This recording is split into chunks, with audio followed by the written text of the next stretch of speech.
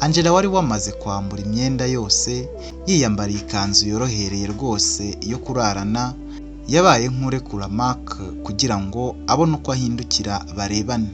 Mark yarahindukiye arebye ubwiza bwa Angela wari umukobwa ushinguye w'imibiri yombi yiganjemo inzobe, maze areba uburyo ikanzu Angela yari yambaye yaboneranaga, areba uburyo Angela ari kumureba icyoroshye no ku kawisiki yari amaze kwisukamo, maze imbaraga zo kwihangana arazibura.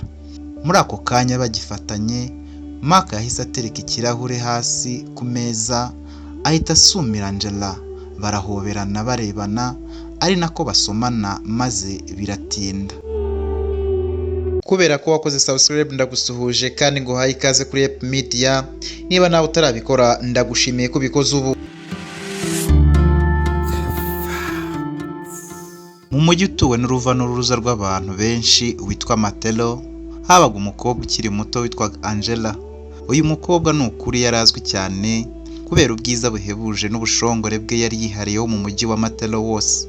Yari umukobwa udafitweho amakuru ahagije kubera yuko inshuti ze nizo zari zizi amabanga ye, kandi inshuti ze nazo zari ibanga, keretse abagore bakeya babaga bamuvumira ku gahera ko bamwangaga cyane kuko yabatwariye abagabo abandi akabasenyera. Gusa bose ntabwo babaga bamuzi bisesuye cyangwa bamufiteho amakuru arambuye nyine, kuko nyine ntiyigeraga yigaragaza cyane mu ruhame. We washidukaga umugabo wawe asigaye araririmba Angela Angela, kandi wakora iperereza uwo Angela avuga rwose ntumubone cyangwa ngo umumenye. Yari nka marayika muri ako gace, ariko nyine marayika wiyambitse umubiri w'abantu, ku buryo rwose buri mugabo wagiraga amahirwe yo kuvugana nawe yiyumvaga nk'umuntu uri kuganira cyangwa se uri kugirana ibiganiro na marayika udasanzwe. Angela yagiraga ibiganiro byinshi cyane kandi nyine byongorerana, byari byuzuyemo amagambo y'ubusambanyi ku bagabo bubatse ingo, mbese babana n'abagore babo. Nta mugabo n'umwe wabonaga Angela ngo abure kwifuza kuryamana nawe. Buri gihe byahitaga bikunda kuko nyine ibiganiro bye byayongobeje ubudahemuka bw'abagabo batandukanye muri Matelo. Iyi myitwarire y'umukobwa utagira uko asa yashwanyaguje burundu icyizere buri mugabo baryamanye yabaga afitiwe muri sosiyete, haba mu rugo iwe ndetse yewe no muri rubanda. Umugabo wese baryamanye ntibyarangiraga neza, yahitaga asenya kubera kuryoherwa na Angela, agata umugore we, mbese kugeza ibintu byose mu rugo byangiritse bikarimbuka burundu. Ubwiza bwa Angela bwari buzwi na buri wese wari umuzi, ariko bwaje bufite igicucu kijimye rwose muri bwo.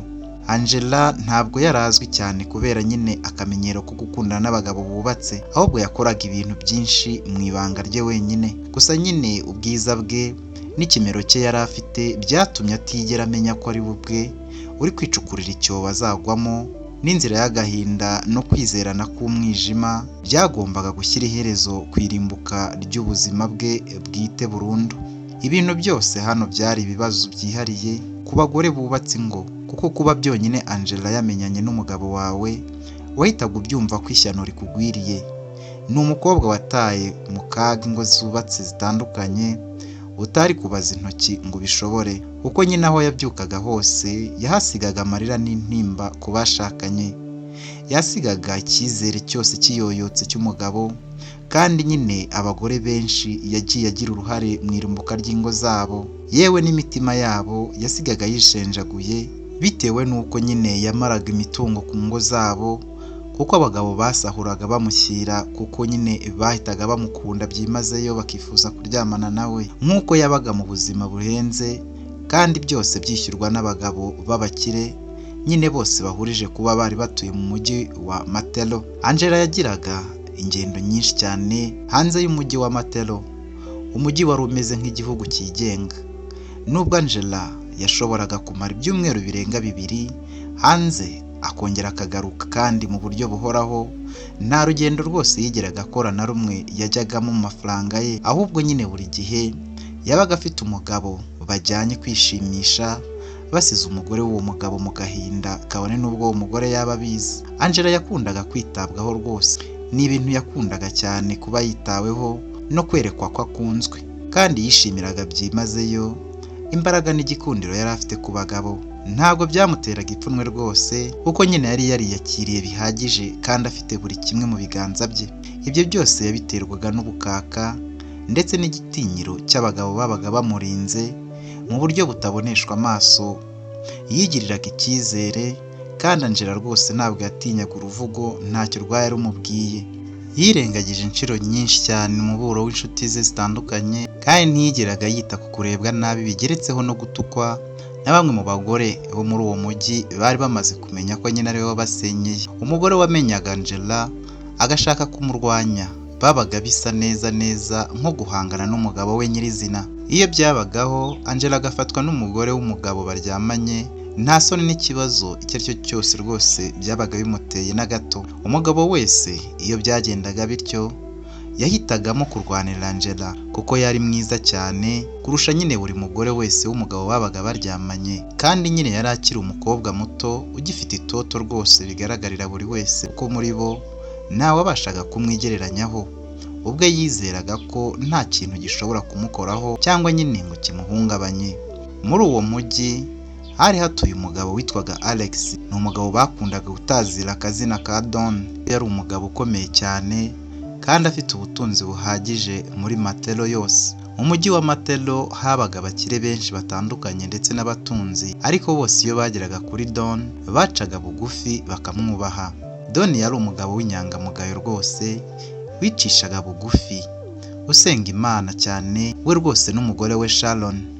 Don yacungirwaga umutekano bikomeye, agira ubugwaneza kandi yubahaga umugore we Sharon ku rwego rurenze abandi bose. Don yabaga yicaye iwe mu rugo agahamagaza abantu bose batandukanye maze akabaganirira, abadafite akazi akakabaha kandi akanagira inama abandi bagabo.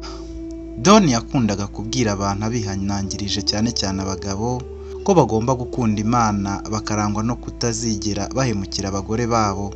Iby'isenyuka ry'ingo biturutse mu busambanyi bw'abagabo bo muri uwo mujyi byari bisigaye bimeze nk'ibyateye ku bakire bose baho, kandi nyine nubwo batari babizi byose bisa nkaho byakorwaga n'umukobwa umwe batazi ariwe Angela. Umunsi umwe Don ahamagaza igitaramo mu rugo cyo gushimira abantu no gusangira nabo. Iyo iki gitaramo cyabaga, intego yacyo yabaga ari ukwigisha ijambo ry'Imana imbaga y'abatuye muri ako gace ndetse n'umujyi wose n'abavuye hanze barazaga. Cyabaga ari igitaramo cyitabirwa cyane no kubahesha umugisha kuko Alex Don yari umwigisha ukomeye cyane. Muri uwo mugoroba rero wabaga udasanzwe mu rugo kwa Don, Angela wa mukobwa yafashe inzira yitabira igitaramo nawe cyari cyabereye kwa Don nk'uko abandi bose bari bari kujyayo bihuta cyane. Ntabwo Angela muri we yumvaga ko muri urwo rugo haba umugabo ukomeye bigeze aho ngaho nk'uko yabibonye. Ibi byaterwaga n'uko Don atakundaga kugaragara cyane bitewe n'ingendo yagiraga mu bihugu byo hanze bitandukanye. Gusa nyine uwo munsi abantu bari bishimye cyane kubera ko barariye, abandi baranywa, abandi barabyina babyinira Imana, mbese umunezero warahindaga muri uwo mugoroba. Mu bantu bari muri urwo rugo nta n'umwe wabonye ko Angela yahageze kuko yaje yitwikiriye ameze nk'uwipfukapfutse umubiri wose. Yari umukobwa uzwiho ubwiza butangaje, nta muntu uzwi bakundanaga muri ako gace, ariko abasore bose baramutinyaga. Abatari abagore yashegeshe cyangwa se yashenguye imitima ntibigeraga rwose bamenya ububi bwe n'intambara arema mu ngo z'abubatse.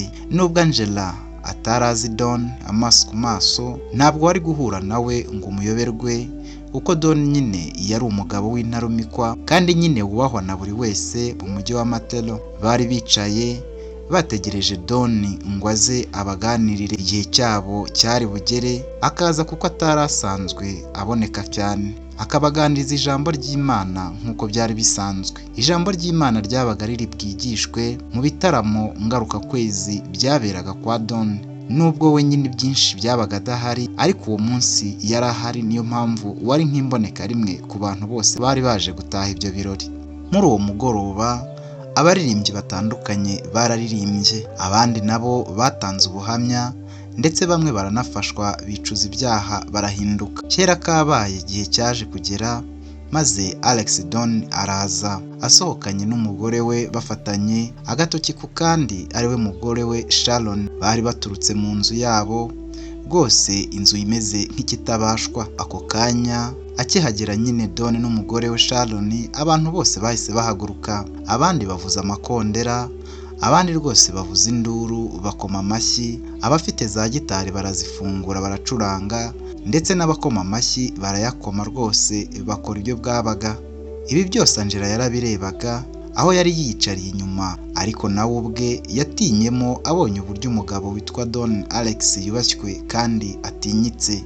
Don yari yambaye ikoti risa n'ipantaro, byose ari umukara kandi bigaragara ko ari iby'igiciro cyinshi. Yari yambaye kandi n'ishati y'umweru ndetse na karuvati y'ubururu.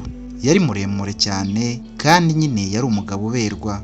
Yari igikara kandi afite umusatsi utari mwinshi, ariko nyine bigaragara ko utangiye kumeramo imvi nkeya. Uhereye ku isaha n'imikufi ibengerana cyane nka zahabu, Sharon umugore wa Don yari yambaye, yari yikwije rwose, ubona ko ari umuryango wishimye kandi wizerana. Alex Don ntiyatinyaga kwerekana ko yishimira umugore we, ndetse cyane kuko yabikoraga nko gutanga urugero ku bandi bagabo bose babaga bateraniye aho biyubashye, kandi nyine yagaragaza ko amukunda byihariye kurusha abandi bantu bose bari bamukikije. Babaga bari guseka buri gihe kandi bumvikanaga kuri buri gahunda yose n'ikigiye gukurikira, ku buryo byagaragariraga buri wese ko bombi ari umugisha Imana yabihereye wo guhuza. Nyuma y'ijambo ry'Imana ry'uwo munsi, Alex Don yahaye buri muntu wese amahirwe yo kumukora mu biganza. Ibi yabikoraga igihe cyose yabonetse mu bitaramo ngarukakwezi byahabaga, nko kubasabira umugisha ku Mana ndetse no kubereka ko we n'umugore we Sharon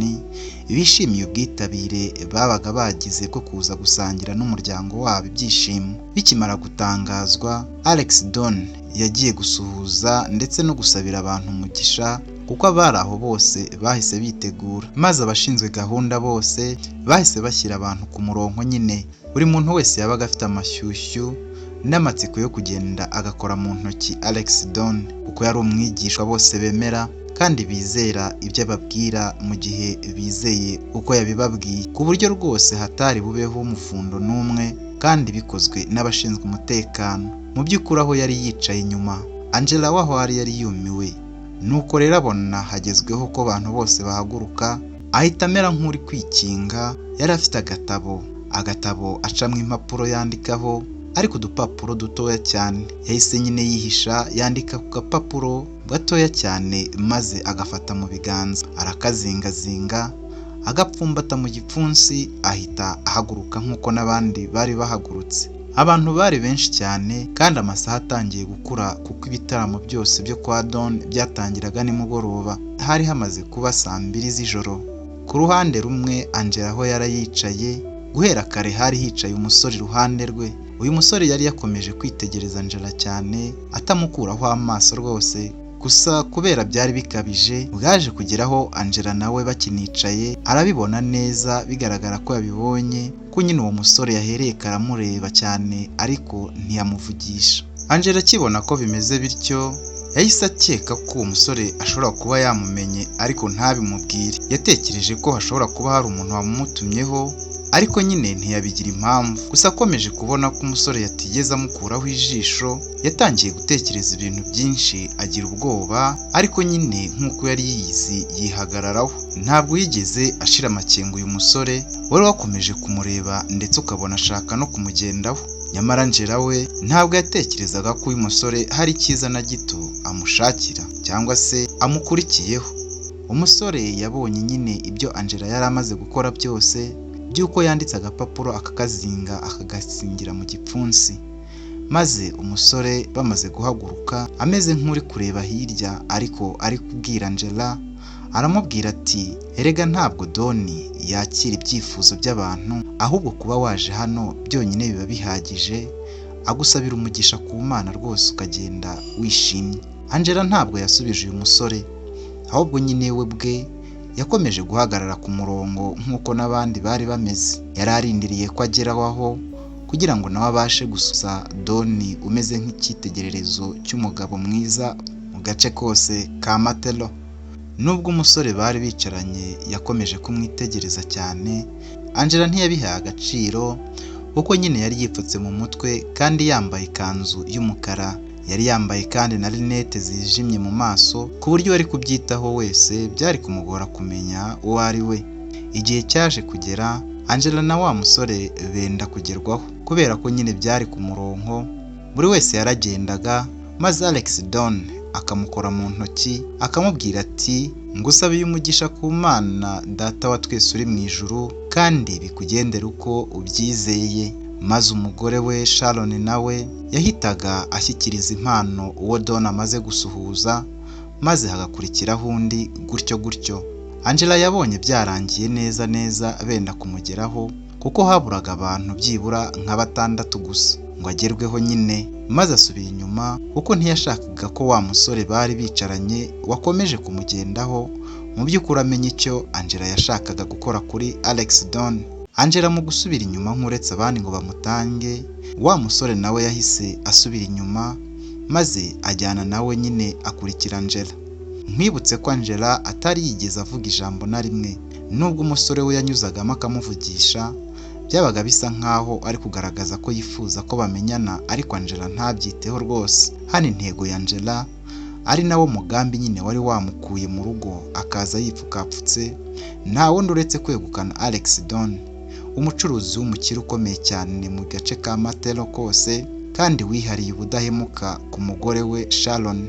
Angela yatangiye kubona ko ibintu byose byahindutse, abona ko wa musore yakomeje kumugendaho, bityo imipango ye yose ndetse na gahunda ze yari yarateguye igihe kirekire cyane byari bigiye kugwa mu inshishi maze byose bikaba ubusa. Ako kanya ibitekerezo bya Angela byahise bihinduka maze atangira ibintu bundi bushya. Ntabwo yari gutaha rwose adakoze icyamuzanye, aricyo nyine kureba Alex Don kandi agakora icyatuma mwegukana. Kandi nyine Angela yarabibonaga ko yenda kubigeraho kubera ko nyine yabonaga afite amahirwe yo kugera ahantu Alex Don ari kandi adakunda kugerwaho n'ubonetse wese. Ikindi kandi yari yamaze kubona ko bitari bumukundire kuvugana byihariye na Alex Don kuko hari umutekano uhambaye kuri Don, kubera ko Don yacungirwaga umutekano amanywa nijoro, kandi nyine byari bigoye ko yabonanaga n'umuntu atazi mu buryo bwihariye hatabanje kubaho igenzura ryimbitse. Angela yari yamaze kumenya ko umuntu wese ushaka kubonana na Don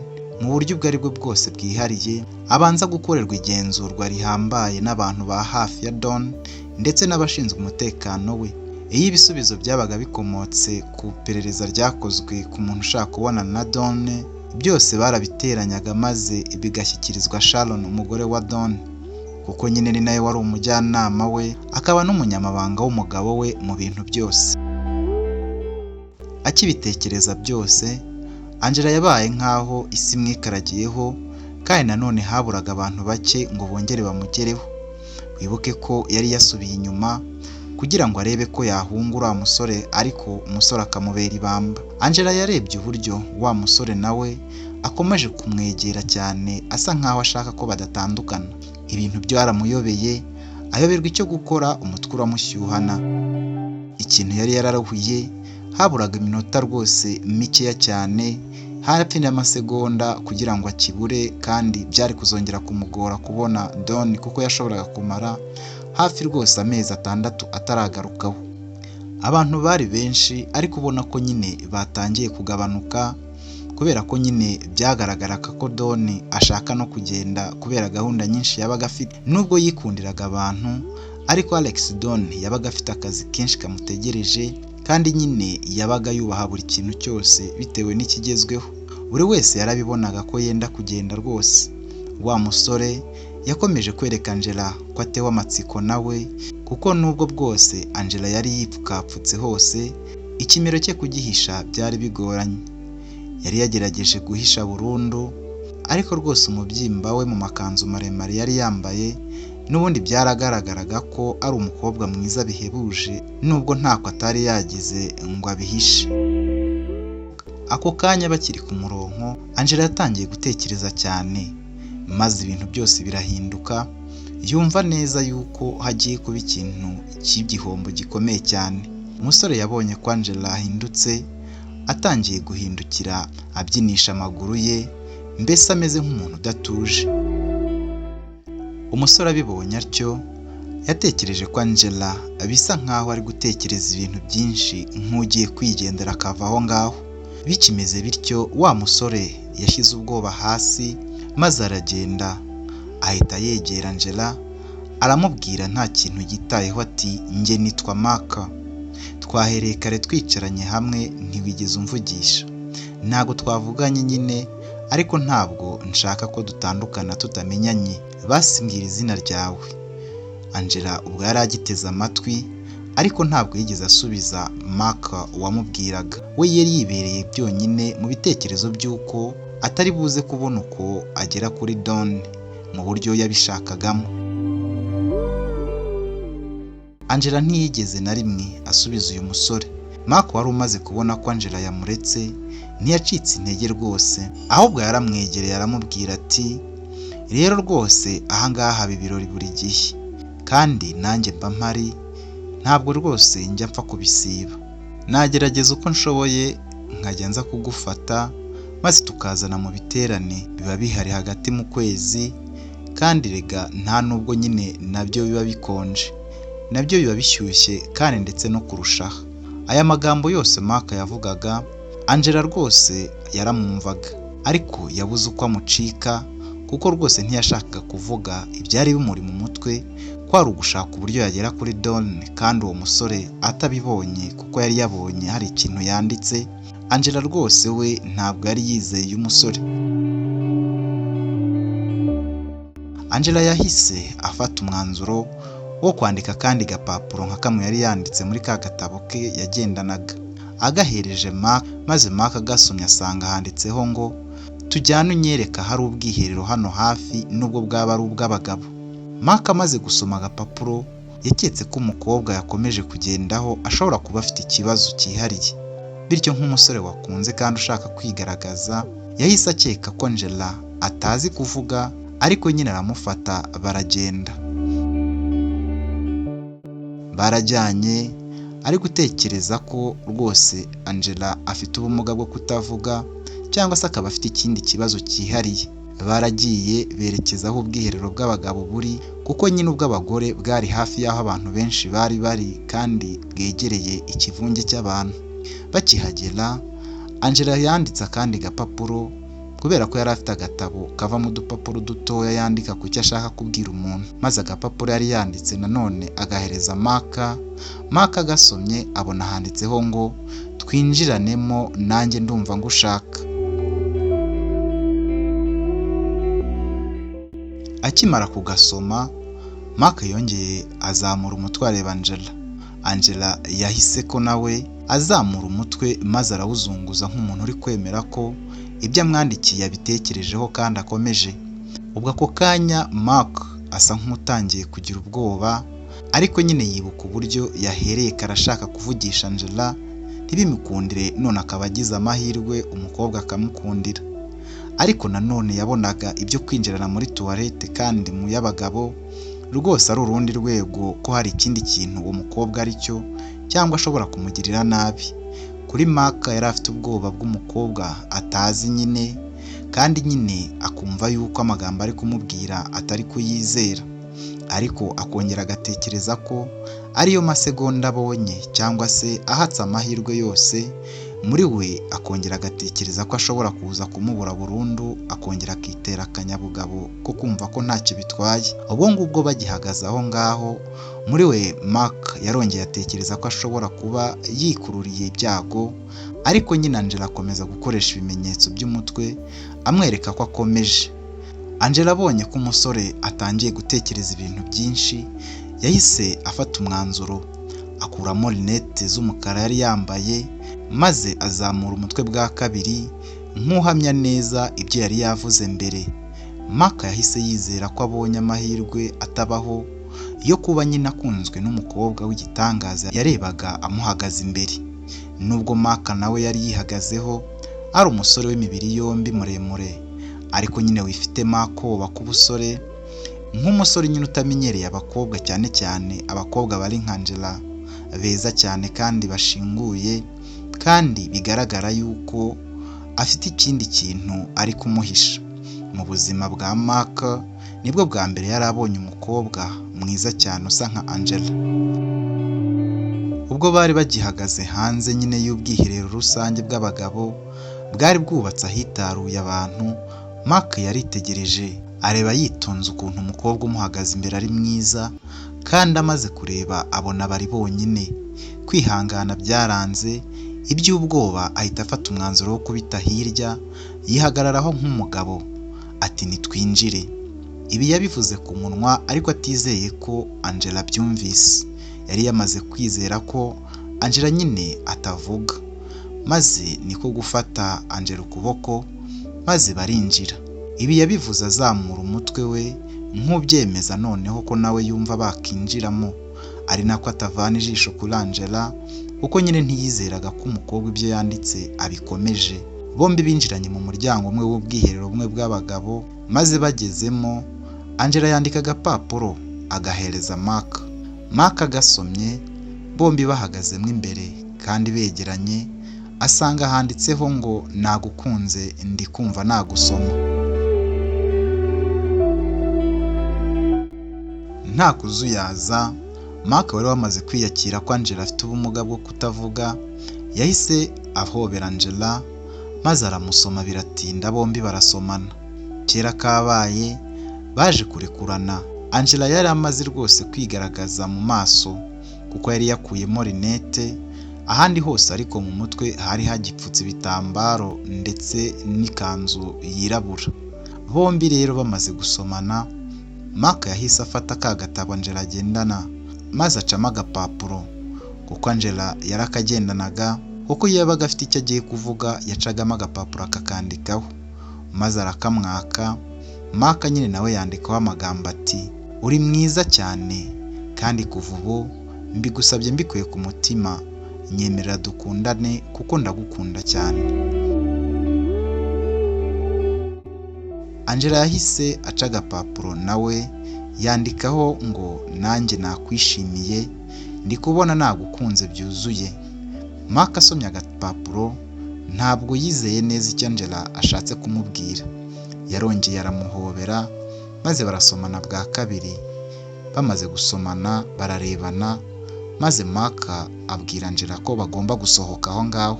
Bakigera inyuma y'ubwiherero, Mark yabajije Angela impamvu yamubwiye ngo ko ashaka kuza ku bwiherero, maze Angela aramusubiza ati nashakaga umwanya wanjye nawe turi babiri, ariko numvaga ntanameze neza. Bakigera inyuma rero y'ubwiherero nyine, Angela nyine yaciye agapapuro yandikira Mark nawe amubwira ko atameze neza. Ubwo bari bamaze kugenda bava ku bwiherero batangira gusubira aho bari bari. Bamaze kugera hahandi hari hari kubera igitaramo cya Alex Don ndetse n'umugore we Sharon, basanze abantu batangiye kugabanuka ku buryo bugaragara. Bagarutse hasigaye abantu bakeya batari benshi cyane rwose ukurikije uko bari basize umurongo umeze, ariko bwari bumaze kwira cyane. Bataragera neza aho Don n'umugore we Sharon bari bari gusuhuriza abantu, Angela ahita ahereza Mark kontaki y'imodoka ye, amwandikira agapapuro maze arakamuhereza. Mark agasomye asanga kanditseho wambabariye ukanzanira imodoka yanjye ya lava iparitse muri parikingi ukayizana hafi no ku marembo. Mark wari umaze gusoma agapapuro ntiyazuyaje rwose, yarabyemeye kuko ntabwo yashakaga kurushya Angela kandi kumubona byamugoye. Angela abonye ko abyemeye yahise amwandikira akandi gapapuro, maze Mark aragasoma asanga kanditseho ngo ni imodoka y'umutuku wijimye, umbabarire kukugora nuko numva ntameze neza, kandi rwose ndumva no kwitwara nkigeza mu rugo ntabibasha rwose. Mark yabyumvise vuba, yahise akora iyo bwabaga maze akora ikimenyetso cy'igikumwe arakimwereka, maze ajya kuzana imodoka ngo acyure Angela mu rugo iwe. Mark akimara kuvaho, uwo ni wo mwanya wonyine Angela yari abonye ari wenyine, nta muntu n'umwe mu bo begeranye uzi ibye. Nicyo gihe yari abonye cyo gukora icyamuzanye cyangwa se icyo yaje agambiriye, nta muntu nyine umwitambitse. Ubwo abantu bose bari batangiye kugabanuka ku murongo, Angela utari ufite ikibazo na kimwe uretse icyo guhiga uburyo yavana Mark iruhande rwe, yahise agira bwangu atanga abandi gusuhuza Alex Don. Mu ibanga rikomeye, Angela yasuhuje Alex Don nk'aho amuzi, atinze ikiganza cye mu ntoki nk'ikimenyetso, maze ahita amusigiramo ka gapapuro Mark yabonye ari kwandika kare, maze Angela ahita nyine ayigendera. Alex Don yabitse ka gapapuro ariko nyine asa nk'ubyibajijeho, ariko ntiyabitindaho kuko abantu bari bakiri ku murongo. Yabaye nk'utabigize impamvu, maze arakomeza asabira abantu umugisha nk'uko byari bisanzwe, ari nako Sharon umugore we nawe ahereza impano ababaga bamaze gusuhuza umugabo we Don. Kwa Alex Don habaga hari ibintu byinshi cyane, babaga bafungiye ibintu muri za emballage kado nyinshi cyane, ku buryo buri muntu wese waje mu gitaramo yagiraga ikintu atahana cyangwa agatahana envelope irimo amafaranga. Ibitaramo byo gutanga impano kwa Alex Don na Sharon babiteguraga rimwe mu mwaka, ariko byabaga mu mezi ya nyuma yo gusoza umwaka. Angela akimara kuva aho Alex Don ari amaze kumusigira agapapuro mu ntoki, yahise agenda kuko n'abandi bantu byagaragara ko batangiye gutaha. Gusa nyine yarasohotse. Angela ageze hanze yasanze rwose imodoka yiparitse imutegereje. Yahise yinjira mu modoka, ubwo we na Mark bafata inzira baragenda. Angela agendaga yereka Mark inzira ari bucemo kugira nyine agere mu rugo iwe, kubera ko Mark ntabwo yari azi aho Angela atuye, nta n'amakuru yewe yandi yari afite kuri uyu mukobwa uretse ubwiza bwe gusa bwari bwamukuruye. Bakiri mu nzira hari telefone yahamagaye Mark, maze arayitaba. Uwo bavuganaga yari umusore witwa Jack. Mark amubwira ko ahuze, ko ari buze kumuhamagara nyuma yahugutse. Angela yanditse agapapuro abaza Mark ko bavuganaga, maze Mark amusubiza ko ari inshuti ye. Kuri iyi nshuro noneho Angela ntabwo yanditse muri ka gatabo agendana gato, ahubwo nyine yanditse muri telefone ye akandikamo amagambo maze akayereka Mark. Mark nawe akandikamo igisubizo ashaka kumusubiza. Bamaze kugera kwa Angela nyine binjiye mu gipangu. Yari imaze kuba nka saa 4 z'ijoro, maze Mark aparika imodoka ahita yivamo yihuta. Mark yari ari kwitwara nk'aho asanzwe azi Angela, kabone nubwo yari ataramenya izina ry'umukobwa bari kurara bagendana amajoro, ariko ntiyabyitayeho. Byose yabikoranaga ubushake n'umurava, kuko nyine yari yakunze umukobwa kandi yari yabonye ko Angela yamwishimiye, bityo rero ntiyari kwigira umwana. Ibintu byose yabyitwayemo neza. Ava mu modoka arihuta ajya gufungurira Angela kugira ngo asohoke mu modoka. Ibi Mark yabikoze nk'ikimenyetso cyo kwereka Angela ko nyine yaguye ahashashe kandi yahuye n'umusore uzi gutanga keya. Gusa ntiyari azi ko Angela arimo yikururira ari umukobwa uhabanye cyane nuko agaragara inyuma cyangwa uko abantu bamubona. Angela yanditse muri telefone ye nanone maze yereka Mark. Angela yagiraga ati, urakoze cyane kunzana mu rugo, nitwa Angela kandi ndumva guhura nawe bimeze nk'ibitandukanye, uri umusore mwiza. Nubwo Mark atahise amenya neza uko gutandukana Angela ashatse kuvuga, ntiyabitinzeho rwose, ariko mu gihe Mark akiri kubyibazaho, Angela yahise yongera amwereka ubundi butumwa muri telefone amubwira ko azi kuvuga, ariko ko muri iyo minsi yasaraye cyane ku buryo atabasha kuvuga ijambo ngo risohoke ari rizima. Mark yaratangaye cyane, yuzura ibineza neza, azenga amarira mu maso, mbese abamenye ko Angela adafite ubumuga bwo kutavuga nk'uko nyine yari yabiketse. Ibi byose byabaye bagihagaze bombi begamiye ku modoka, kari saa 4 z'ijoro. Mark wari utaramenya aho Angela ataha by'umwihariko cyangwa arara, kuko igipangu barimo cyari igipangu kirimo inzu ya apartment yari igeretse gatatu. Angela wakomeje kwitwara nk'uri kwereka Mark ku buryo Mark yiyumva nawe ubwo ariko yiyumva, yarongeye amwandikira muri fone ye, amwandikira ubutumwa buvuga ko yorohewe ari kumva atangiye kumera neza. Mark yarishimye cyane, maze nawe yandika muri telefone ye bwite aramwereka. Ubwo byari bimaze kuba saa 4 n'igice z'ijoro. Angela asomye asanga Mark aramubwiye ati, Ni ukuri wakoze cyane kunyereka ko unyishimiye. Rero ejo mfite akazi ndatashye ngiye kuryama. Angela asa nk'uhindutse aba nk'ubabaye cyane. Yabaye nk'utishimiye ibyo Mark amubwiye maze amusaba ko yakwemera byibura nubwo byaba ari iminota 2 gusa ariko akagera mu rugo iwe. Mark ntabwo yari kubyanga, yarabimwemereye rwose baragenda. Bava aho bari begamye ku modoka. Inzu ya Angela yabaga muri etage ya 2 hejuru, niho yabaga naho yararaga. Maze bombi na Mark barazamutse bahuje urugwiro, batitaye rwose ku munaniro bari biriranywe dore ko bari bavuye mu gitaramo cyari kitoroshye. Bombi binjiye mu nzu wagira ngo bamaze imyaka 2 bakundana, nyamara uyu ni wo wari umunsi wa mbere ariko ntawe ari kubimenya ko aribwo bahuye nyine iryo joro. Barazamutse muri etage, bageze hejuru nyine maze Angela abwira Mark ko afite kwisanzura. Angela yabaga mu nzu nziza, afitemo salo nziza cyane, irimo intebe rwose zigezweho, irimo televiziyo nini, irimo n'amatapi y'ibyoya ndetse meza cyane afite amabara meza. Ni ahantu hagaragaraga ko ari heza rwose cyane, ndetse harimo n'imitako itatse salo yose no muri koridoro yerekeza mu cyumba Angela yaryamagamo. Angela yasabye Mark kwicara akisanzura, maze afungura akabati keza kari hafi ya televiziyo, azana icupa rya whisky ihenze cyane, asuka mu kirahure maze ahereza Mark. Mark aracyakira maze asomaho. Angela wari ucyambaye imyenda imupfukapfutse umubiri wose, yarongeye apfundikira icupa rya whisky maze aritereka ku meza.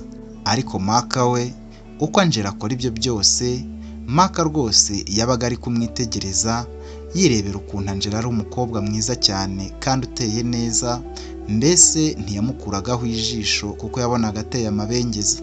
Angela yagaragaraga nk'umukobwa mwiza kandi uzi kwakira abashyitsi, rwose ubona ko ari umwana ufite ubupfura n'urugwiro rwinshi cyane. Angela amaze gupfundikira icupa yaciye bugufi, asoma ku itama Mark maze aragenda amusiga muri salo. Mark nawe asigara yinywera kuri ka whisky bari bamusukiye mu kirahure. Mark wari umaze nk'iminota 3 Angela agiye yasigaye muri salo wenyine, yarahagurutse akura telefone mu mufuka, ayirambika ku meza, maze nyine aterura akarahure ke, atangira kwizengurukira muri salo ya Angela, areba buri kintu cyose n'ukuntu hateguye neza habereye ijisho. Mark yagendaga yitegereza yitonze utuntu dutandukanye twari muri salo ya Angela, ari nako anyuzamo agasoma kuri ka whisky Angela yari asize amusukiye mu kirahure. Haciyemo nk'iminota 5 yonyine, Angela yagarutse muri salo, ariko noneho agaruka yabaye undi bundi. Mark wari wahagurukanye akarahure ka whisky ari kwirebera amatara y'umujyi wabo wa Matelo, yumvise umuntu amufashe amuturutse inyuma, ariko nyine ahita abyumva ko ari Angela. Angela wari wamaze kwambura imyenda yose, yiyambariye ikanzu yorohereye rwose yo kurarana, yabaye nk'urekura Mark kugira ngo abone uko ahindukira barebane. Mark yarahindukiye, arebye ubwiza bwa Angela wari umukobwa ushinguye w'imibiri yombi yiganjemo inzobe, maze areba uburyo ikanzu Angela yari yambaye yaboneranaga, areba uburyo Angela ari kumureba icyoroshye no ku ka whisky yari amaze kwisukamo, maze imbaraga zo kwihangana arazibura. Muri ako kanya bagifatanye, Mark yahise atereka ikirahure hasi ku meza, ahita asumira Angela, barahoberana barebana, ari nako basomana maze biratinda. Byari bimaze kuba nka 5:30 z'ijoro, ariko muri bose nta n'umwe wari witaye ku gihe. Ahubwo nyine Mark yahise aterura Angela, amwicaza mu ntebe maze barasomana karahava, birangira bombi banaryamanye. Mark wirariye iryo joro kwa Angela, yabyutse mu gitondo ajya ku kazi, atananyuze iwe mu rugo aho yabaga. Hashize ibyumweru 3 Angela na Mark bari mu munyenga w'urukundo rutabaho, rwose Mark ameze nkaho yarasigaye yibera mu rugo kwa Angela. Mark yavaga ku kazi akazana utuntu twinshi turimo impano zidasanzwe, agahereza Angela bigaragara ko bari mu rukundo. Angela nawe yabaga yateguye rwose, mu rugo hameze neza kandi rwose akaba aramwiteguye yamutegereje. Angela yabaga akeye buri gihe kuko nyine yari umukobwa ugira isuku n'urugwiro kandi uzi gutanga keya ku rwego rutangaje. Nawe Angela uramwibuka ko yari yarimariye abagabo b'abagore kandi nta n'umuntu n'umwe ubizi. Umunsi umwe Mark wari wanyuze kwa Angela ku mugoroba avuye ku kazi, bari bamaze kuryamana nk'abantu bakundana. Bari basigaye bari mu rukundo ku buryo rwose Mark yari yarabuze ahandi hantu batamubona. Atashye agiye kuryama iwe mu rugo, yasezeye Angela aramusoma. Angela nawe arongera amusezera, nawe amusoma, maze bombi bahita basomana. Mark abwira Angela ko amukunda, Angela nawe ati nanjye ndagukunda. Icyo gihe Angela yari asigaye avuga kuko yari yarakize. Yaramuherekeje rero amugeza ku muryango, maze Mark arasohoka. Ubwo Mark amaze kugenda, Angela yahise azimya amatara yose, maze asubira mu cyumba cye. Yegezeho televiziyo yari mu cyumba cye, bigaragara ko nta kindi kintu gihari. Ahantu byagaragara ko ari we wenyine uhazi. Kumbe nyine inyuma ya televiziyo yiwe hari hateretse umutamenwa yabikagamo ibintu byose by'amabanga ye. Angela rwose yari atandukanye n'umuntu babona cyangwa se uko agaragara inyuma. Angela yafunguye umutamenwa, maze akuramo mudasobwa ye yabikaga, arongera arafunga. Amaze gufunga asubizaho ya televiziyo bisanzwe, ku buryo umuntu uri mu cyumba cye rwose nta kindi kintu yabonaga. Akimara gufungura mudasobwa ye, yakiriye ubutumwa kuri website ye maze arabufungura. Iyi website cyangwa urubuga nirwo Angela yahuriragaho n'abagabo batandukanye benshi cyane b'abakire bo muri Matelo, ndetse n'abandi bagabo bo mu bihugu bitandukanye abo yasuraga ndetse bakanamutegera akajya kubareba. Muri iyo mudasobwa n'ibindi yari abitse muri coffre-fort cyangwa se agasanduku k'ibanga k'umutamenwa, niho amabanga ye, amafoto ye y'ubwambure bwe ndetse n'amashusho menshi cyane yifataga yambaye ubusa yakoreshaga anezeza abagabo bahuriraga kuri urwo rubuga n'ibindi byabaga bibitse muri mudasobwa ye honyine. Nta muntu n'umwe wabashaga kwinjira muri urwo rubuga rwe atamwihereye umuyoboro cyangwa link ngo bahane gahunda abashe kubyinjiramo. Angela abizi ari nawo bimuhaye. Amakuru ye yari arinzwe cyane ku rwego rwo hejuru ku buryo nta kopi wari gukura ku rubuga rwe wenda ngo ube wamugaragaza hanze umwandagaze abandi babimenye. Abagabo benshi binjiraga mu rubuga rwa Angela batazi ko bazafatirwamo, ariko warwinjiyemo wese ntiyarusohokagamo atabanje kubatwa no kwifuza kuryamana na Angela imbona nkubone. Kandi nyine buri gihe umugabo wabyifuzaga yabigeragaho, ariko bigakorwa mu ibanga rikomeye cyane, ariko bikagenda neza ku ruhande rwabo bombi. Hari mu gitondo, ubwo Angela yari yicaye ku buriri bwe yambaye robe de nuit. Hari mu gasusuruko, yakuyeho rido yo ku cyumba cye areba hanze. Hariho rido de jour cyangwa rido y'umweru imufasha kureba hanze mu buryo butamugoye. Angela yafunguye mudasobwa ye, maze abona hari ubutumwa bamwandikiye. Ubutumwa bwageraga buti nagusanga hehe kandi ryari. Angela wari ufitanye gahunda na Mark, bari basigaye bakundana yo kujya kureba Mark aho atuye. Yahise ahamagara Mark ako kanya ataranasubiza ubwo butumwa yandikiwe ku rubuga rwe, mubwira ko gahunda zabo zihindutse, ko yamumenyeshaga ko bakwihangana maze bagahindura gahunda bakayishyira ku wundi munsi, bakabihindura bakazahura ikindi gihe, kubera ko nyine yari abonye bitakunda ako kanya. Angela yasabye akomeje Mark, ariko Mark akomeza kumubera ibamba. Angela yamusabye imbabazi kuko yari asigaye amukunda, maze Mark arabyemera. Angela nyine ababonye gahunda ze ziciyemo. Angela yasubiye kuri mudasobwa ye kuko nyine yari ageze ku ntego. Yamusabye ibitambo byinshi birimo no kwisanga yakundanye n'umusore atazi ari we Mark nyine. Nta makuru arenzeho Angela yari afite kuri Mark uretse ayuko nyine bahuriye mu gitaramo kwa Alex Don na Sharon gusa. Kandi nyine na Mark niko byari biri, nawe nta makuru na make yari afite kuri Angela. Ubwo Angela nyine yahise yandikira wa muntu bavuganaga amubaza niba ari bwo afunguye link yamuhaye. Umugabo bandikiranaga yaramusubije ati umutima wanjye nibwo wemeje kukwandikira, ni aka kanya ubinyemeje, ariko maze ibyumweru 2 n'igice hano kuri uru rubuga rwawe nkwitegereza. Angela yashyiraga amafoto ye ndetse na videwo ze cyangwa amashusho ku rubuga rwe, maze agakurura abagabo bamwe na bamwe bagahurira kuri murandasi, ariko abifuza banafite amafaranga bakaba baza bakamureba cyangwa se bagapanga gahunda bagahura. Angela aramubwira ati kuki wari waratinze kunyandikira? Undi nawe amusubiza ko ari umugabo wubashywe muri Matelo yose ku buryo yumvaga atabikwiriye kwandikira umuntu umeze nka Angela. Angela yaramubwiye ati none ushaka tubonane ryari? Umugabo ati nshaka uyu munsi kuko nibwo byankundira honyine. Angela aramusubiza ati byakunda cyane, maze bahita bapanga gahunda yo kubonana. Kubera ko wakoze subscribe ndagushimiye, kandi nawe ikanzu ubu urakoze cyane. Iki ni ikiganiro The Facts cya Yep Media, njye nitwa Tim Sanze. Ciao ciao, nakagaruka.